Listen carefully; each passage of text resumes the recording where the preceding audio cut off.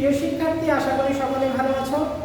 আমি আজকে শুরু করতে যাচ্ছি ষষ্ঠ শ্রেণীর গণিত অনুশীলনী 2.2 অনুপাত ও শতকরা। এর পূর্বে আমি তোমাদেরকে এই অধ্যায়ের বাকি অঙ্কগুলো সমাধান করে দিয়েছি। আমরা আজকে এরপর থেকে শুরু করব। চলো তাহলে শুরু করি। একই শ্রেণীতে 200 জন শিক্ষার্থীর মধ্যে 5% অনুপস্থিত ছিল। কতজন শিক্ষার্থী উপস্থিত ছিল? আমরা এখানে যেহেতু শতকরার আলোচনা আমরা এর আগে বলেছিলাম, না হলে আমরা প্রথমত মোট শিক্ষার্থী 5% বের করে নেব। তাহলে আমি শুরু করি।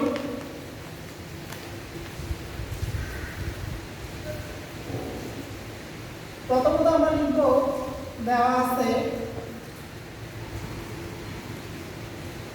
শিক্ষার্থীর সংখ্যা। শিক্ষার্থীর সংখ্যা 200 জন।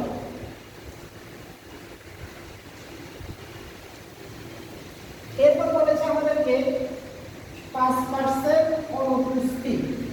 তাহলে আমরা বের করি অনুপস্থিত শিক্ষার্থীর সংখ্যা।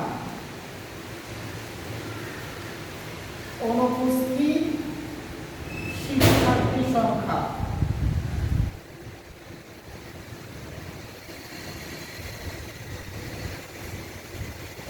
কি হবে? 200 এর 5%। মোট শিক্ষার্থী 200 এর 5%। আমরা এটা যদি ক্যালকুলেশন করি, 200 এর পার্সেন্ট বলতে আমরা কি বুঝি? 100 ভাগের 1। তাহলে এখানে আমাদের হয়ে যাবে 100 ভাগের 5। আমরা এখন যদি এত জন, আমরা যদি 100 দিয়ে যদি 200 কে ভাগ করি, তাহলে আমরা এখানে পেয়ে যাচ্ছি 2। আর এর কারণে এখানে গুণ হবে, তার হবে কত জন? 5 দুগুণে 10 জন। তাহলে 200 জন শিক্ষার্থীর মধ্যে 10 জন শিক্ষার্থী অনুপস্থিত। আমাকে বের করতে বলেছে উপস্থিত শিক্ষার্থীর সংখ্যা। তাহলে আমি 200 জন থেকে 10 জন বিয়োগ করে দিতে হবে। সুতরাং উপস্থিত শিক্ষার্থীর সংখ্যা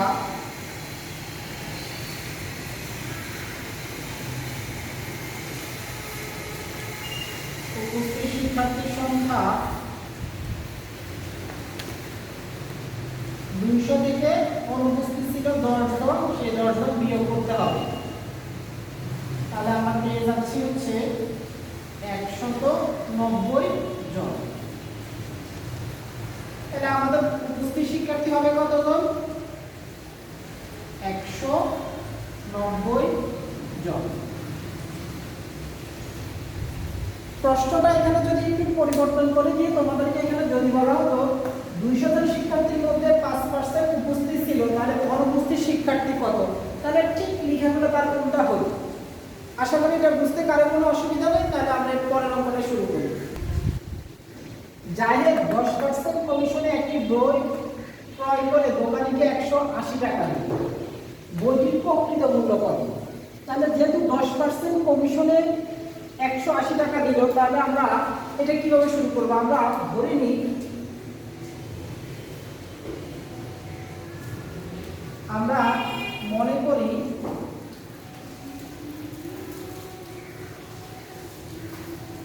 বইটি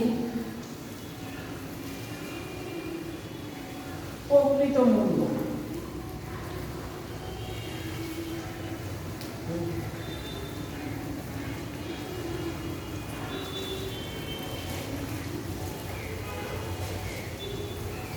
ক্রয় মূল্য 100 টাকা। যেহেতু আমরা প্রকৃত মূল্যটা বের করবো, তাহলে আমরা এখানে ক্রয় মূল্য ধরি। ক্রয় মূল্য 100 টাকা। বইটির ক্রয় মূল্য যেহেতু 100 টাকা, তাহলে 10% কমিশনে কত হবে? সুতরাং 10% কমিশনে ক্রয় মূল্য,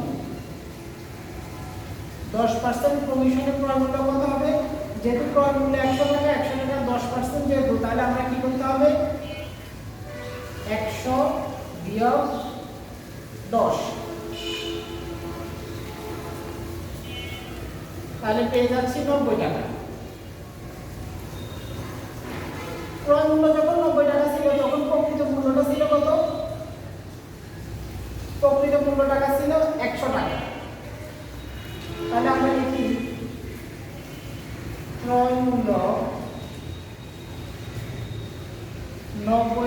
হলে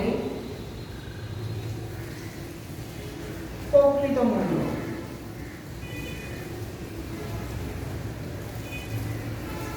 প্রকৃত মূল্য 100 টাকা। সুতরাং ক্রয় মূল্য 1 টাকা হলে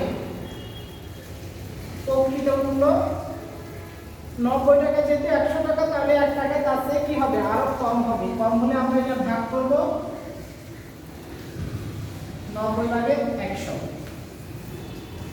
দোকানিকে 180 টাকায় ক্রয় করেছে, তাহলে ক্রয় মূল্য 180 টাকা হলে প্রকৃত মূল্য আরো বেশি হবে। বেশি হলে আমরা কি করব, গুণ করব।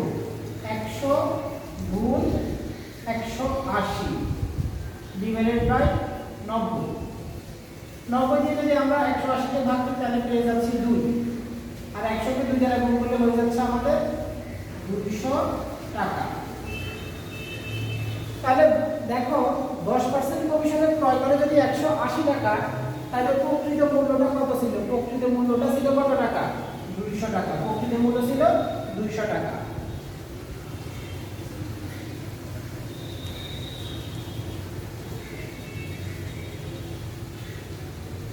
এটা আমরা অধিক নিয়মের মতো ব্যবহার করে করেছি। কেউ অনুপাত ব্যবহারও করতে পারো, ক্রয় মূল্য এবং প্রকৃত মূল্যতে অনুপাত ধরেও করা যেতে পারে। আশা করি বুঝতে কোনো অসুবিধা নাই। আমরা পরে এই অঙ্কটা দেখি। তাহলে দেখো, কলার দাম 1400 মতো 7 ভাগের 2% কমে যাওয়ায় 420 টাকায় পূর্ব অপেক্ষা 10টি কলা বেশি পাওয়া যায়। আমাদেরকে প্রশ্ন করেছে একটি সংখ্যা 1400 মতো 7 ভাগের 2% সমান 10 হলে সংখ্যাটি কত? প্রতি ডজন কলার বর্তমান মূল্য কত? প্রতি ডজন কলা কত টাকায় বিক্রয় করলে 33 সমস্ত 3 ভাগের 1% লাভ হতো? তাহলে আমরা ক নাম্বার শুরু করি। একটি সংখ্যা 14 সমস্ত 7 ভাগের 2। তাহলে আমরা যেহেতু সংখ্যাটা জানি না, তাহলে আমরা একটা সংখ্যা ধরে নিতে হবে। তাহলে আমরা মনে করি একটি সংখ্যা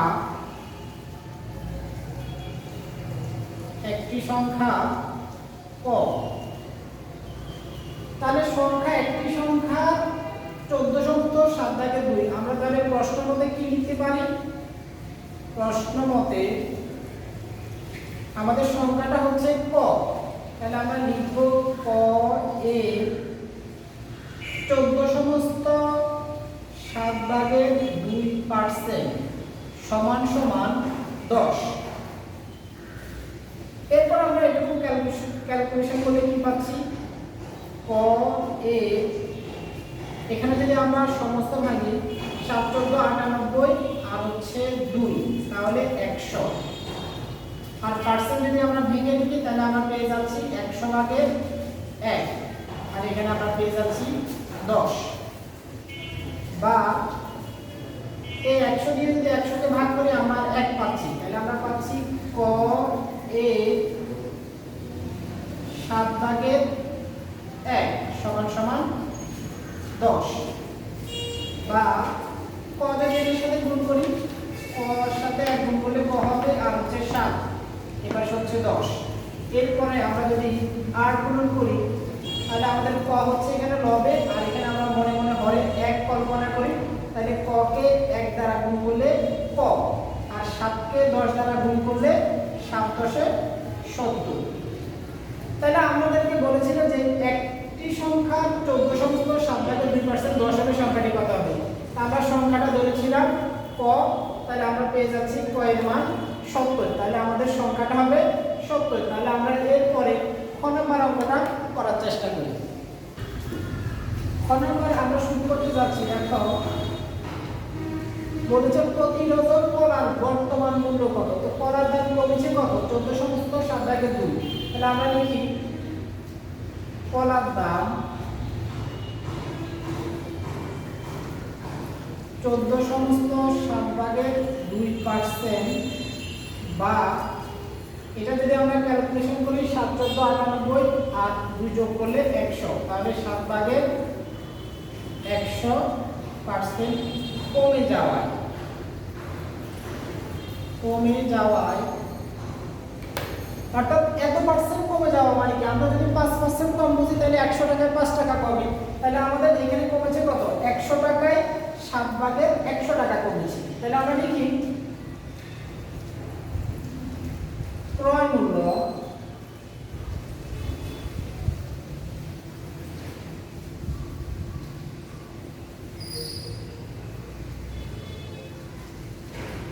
টাকা হলে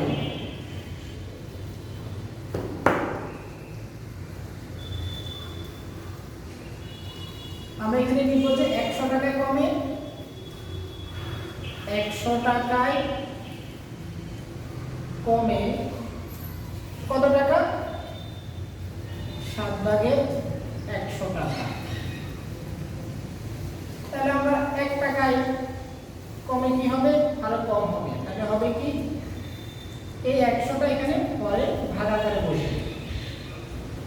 এরপর আমাদের বলেছিল কি কত টাকা কমেছে, 420 টাকায় পূর্বাপেক্ষা 10টি কলা বেশি কমে। তাহলে আমরা দেখি 420 টাকায় দাম কত কমেছে, 420 টাকায় কমে, তাহলে 100 গুণ 420 ডিভাইডেড বাই 7 গুণ 100। যদি আমরা এখানে 100 কে 100 দ্বারা ভাগ করি পেয়ে যাচ্ছি 1, 7 দিয়ে যদি এটাকে ভাগ করি 6 7 42, সাথে একটা শূন্য, তার মানে হচ্ছে 60 টাকা।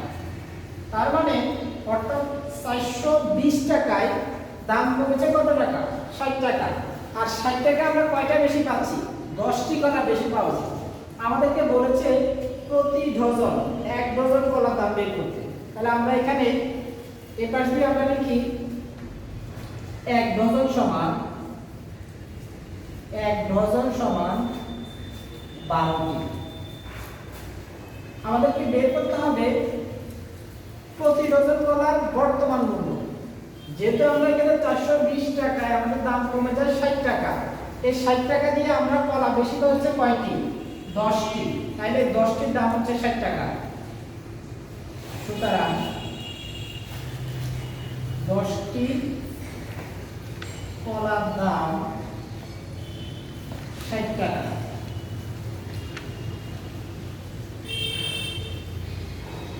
একটি কলার দাম তাহলে কি হবে, আরো কম হবে। তাহলে এটা ভাগাকারে লিখব। বলেছে প্রতি ডজন, আমরা লিখেছি 1 ডজন সমান কতটি, 12টি। সুতরাং 12টি কলার দাম আরো বেশি হবে। তাহলে 60 এর সাথে 12 কি হবে, গুণ হবে। আর 10 দ্বারা ভাগ করলে এখানে যদি 10 দিয়ে 60 কে ভাগ করি 6, তাহলে 6 12 কত, 72 টাকা।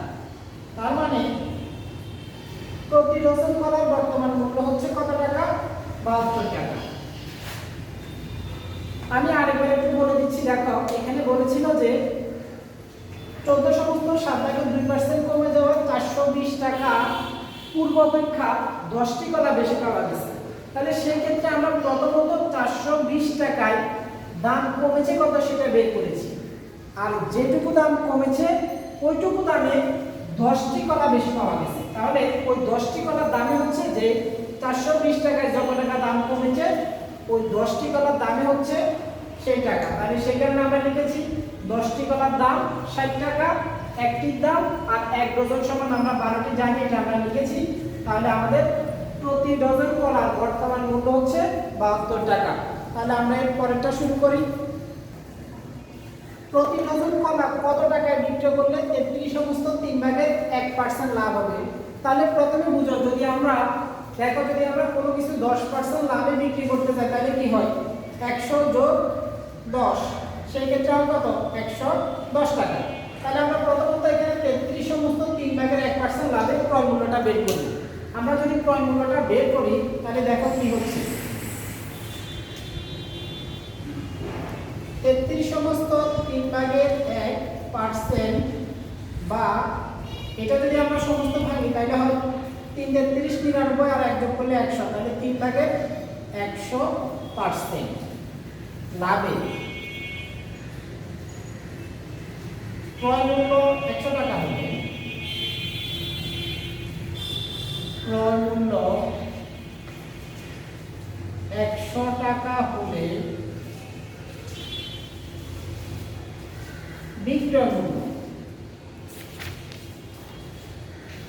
কি হবে?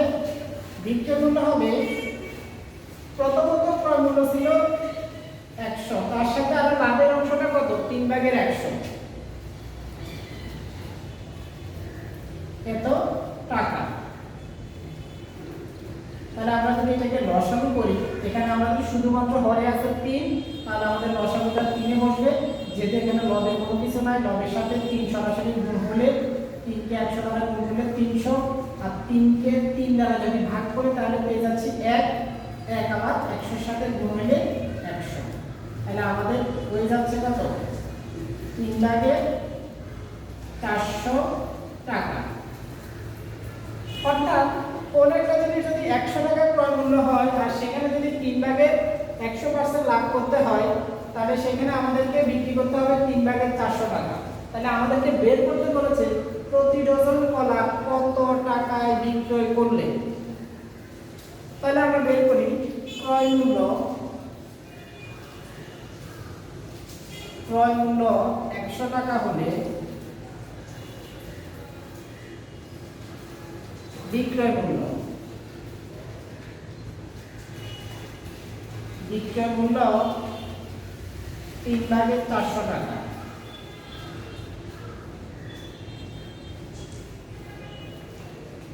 সুতরাং ক্রয় মূল্য 1 টাকা হলে বিক্রয় মূল্য আর কি হবে? কম হবে। কম হলে এটা ভাগ হবে, ভাগ হলে সেটা বসবে পরে। সুতরাং ক্রয় মূল্য আমরা খ অংশে কত পাইছিলাম? বর্তমান মূল্যটা ছিল কত টাকা? 72 টাকা। তাহলে আমরা সেখানে লিখব কি? ক্রয় মূল্য 72 টাকা হলে বিক্রয় মূল্য আরো বেশি হবে। তাহলে 400 গুণ 72, 3 গুণ 100। আমরা যদি 100 দিয়ে 400 কে ভাগ করি তাহলে পেয়ে যাচ্ছি 4। 3 দিয়ে যদি আমরা 72 কে ভাগ করি, 3 24 72, 24 কে 4 দ্বারা গুণ করলে কত? 4 24 96। তাহলে দেখো প্রতি ডজন কলা কত টাকায় বিক্রয় করলে, কত টাকায় বিক্রয় করতে হবে? 96 টাকায় বিক্রয় করলে 33 সমস্ত 3/1% লাভ হবে। আমি আরেকবার বলে দিচ্ছি, দেখো 33 সমস্ত 3/1% বা 3/100% লাভের ক্রয় মূল্য যদি 100 টাকা হয়, তাহলে বিক্রয় মূল্যটা ক্রয় মূল্যের সাথে লাভের অংশটুকু যোগ হবে, তাহলে সেটা হবে বিক্রয় মূল্য। বিক্রয় মূল্য তাহলে ক্রয় মূল্য 100 টাকা হলে বিক্রয় মূল্য 3/400 1 টাকা হলে কমবে, তাহলে 100টা পরে ভাগাকারে বসবে। ক্রয় মূল্য 72 টাকা, এটা আমরা কোথায় পেলাম? খ অংশে পেয়েছি। তাহলে বিক্রয় মূল্য আরো বেশি হবে, এইটুকু ক্যালকুলেশন করলে কত? 96 টাকা। তাহলে আমি একই নিয়মে তোমাদেরকে একটা স্টার দিয়ে দিচ্ছি, তাহলে সেটা একটু তোমরা লিখে দিবে। দেখো কমলার দাম 20% কমে যাওয়ায় 120 টাকা 4টি কমলা বেশি পাওয়া যায়। তাহলে 80 টাকা কত টাকা? 20% প্রতি ডজন কমলার বর্তমান মূল্য কত? 10টি কমলার পূর্ব মূল্য কত ছিল? তোমরা এটা নিজেরা চেষ্টা করবা। আশা করি সকলে পড়ানো অঙ্কগুলো বুঝতে পেরেছো। আজ এই পর্যন্ত, সকলে ভালো থাকবা। পরবর্তীতে আমরা নতুন কোনো অধ্যায় নিয়ে শুরু করব। সকলকে ধন্যবাদ।